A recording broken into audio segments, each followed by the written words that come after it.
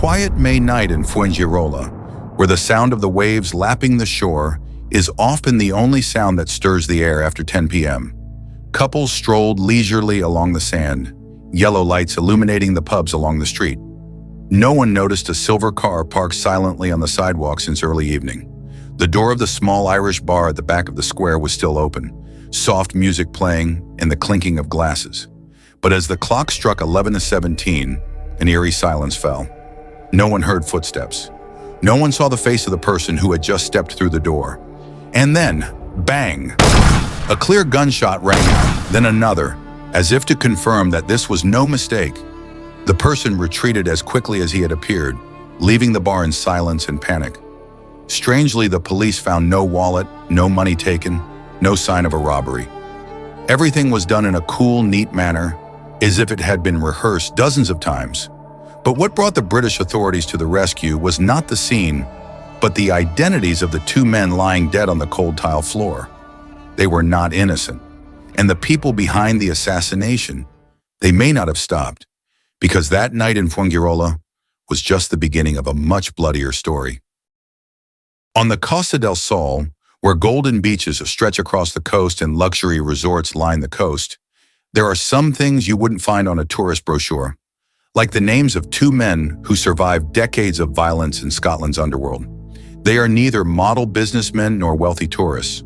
One was on the stand in a murder trial that rocked Glasgow, only to be acquitted after a witness recanted.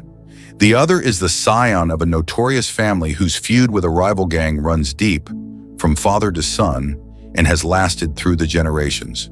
Both have been involved in bloody purges, deaths in burning cars, and warnings sent by handgun and envelope with empty bullets. But in Spain, they have taken on a new mantle, running a quiet Irish pub, occasionally appearing at small parties with locals, and behind some shady but unflattering business dealings. They are quiet. They are not showy. They understand the rules of survival in the underworld. The less noise, the longer you can live. But some pasts cannot be buried. They are only temporarily hidden under the white sands of the Mediterranean. For those who have grown accustomed to blood, guns, and betrayal, every day of peace is a countdown. And at some point, the past always finds a way to come back, just never knowing how.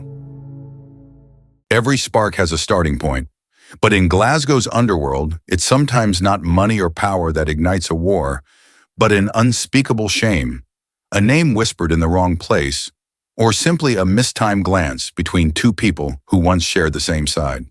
The two families, one Lyons bloodline, the other a rival, have long been more than just gangs. They are bloodlines, heirs to a feud that has lasted for generations. On a cold night in the early 2000s, in a deserted car park, a gunshot pierced the night like an extrajudicial verdict. A man lay collapsed in his car, blood spilling over the steering wheel. The car burned to ashes, the perpetrator never revealed. But to those involved, it was a clearer message than any sentence. And the reason why the flames of revenge have smoldered ever since. Ross Monaghan, who was implicated in the murder of a key rival but escaped conviction for lack of evidence, has long been on the list of those who never forget. Eddie Lyons Jr., who was shot in an ambush, survived but was scarred not only by his body, but also by his family's loyalty. Despite leaving Glasgow, despite choosing a new home in the Mediterranean sun, they have never truly escaped the maelstrom of their past. Rumors of a failed deal in Portugal, leaks that one of them had joined forces with the other, or simply showing up at an event with opposing forces at the wrong time, all are small sparks that gradually ignite a fuse that leads to a smoldering bomb. In this world, any piece of misinformation, no matter how small, can be the reason a gun is loaded. And that night in Fuengirola, it seems someone had decided it was time to settle the score. It was a Saturday night like any other in Fuengirola, a seaside town filled with lights, music, and the smell of sea salt. The Irish bar where the two men were drinking was bustling as usual, serving cold beers and live football on a big screen. No one paid any attention to the stranger standing near the corner for nearly 10 minutes, his head bowed under a dark hood, as if waiting for someone or counting the seconds. Inside, 2 whiskey glasses were being refilled for the third time. A few half-jokes were exchanged amid sparse laughter. There was no sign of the approaching storm. No arguing, no one left the table to make a furtive phone call. And then the door opened. No faces to be seen, just a neat figure stepping through the doorway with absolute coolness. No need to ask who it was. No need to probe. No need to speak. In less than 5 seconds, 2 shots rang out. Bang, bang, each loaded first, each aimed at the head. Blood spattered onto the table. Glass shattered amid a scream of panic. The killer turned and walked away as if it were the end of a familiar contract. His steps were unhurried, unshaken. Outside, a car was waiting, lights still off. The engine just warm enough to accelerate as soon as the doors closed. The car sped away, disappearing into the darkness as if it had never existed.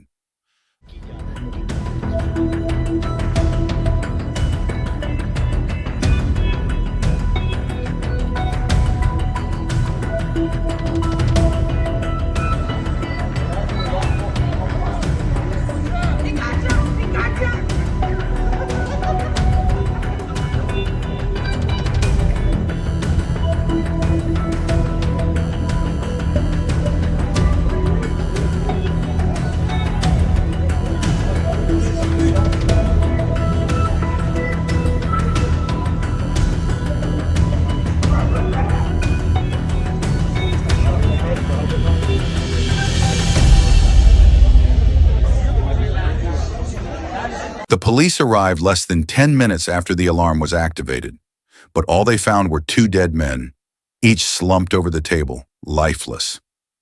Wallets, phones, personal belongings intact. There was no sign of a struggle, no scattered shell casings. The killer had taken everything but the lives of his 2 targets. Some tourists initially thought it was an armed robbery or a spontaneous quarrel, but the Spanish authorities quickly concluded this was no spontaneous act. This was an execution, short, precise, without warning. The more they investigated, the more they realized the cold abnormality of the case. None of the cameras in the area were activated at the right time, as if the surveillance system had been premeditated. The getaway car was found 2 days later in a wasteland, the leather seats torn, the bloodstains washed away with industrial chemicals. The license plates were fake. There was almost no trace. But in the criminal world, it took no investigator to guess the real message. This was more than revenge. This was a sign of who controlled the board, a chilling statement sent from the barrel of an unmarked gun, that even if one had retreated, even if one had left Scotland, blood debts would always be counted. And in the bloodiest games, the first to blink is the first to die.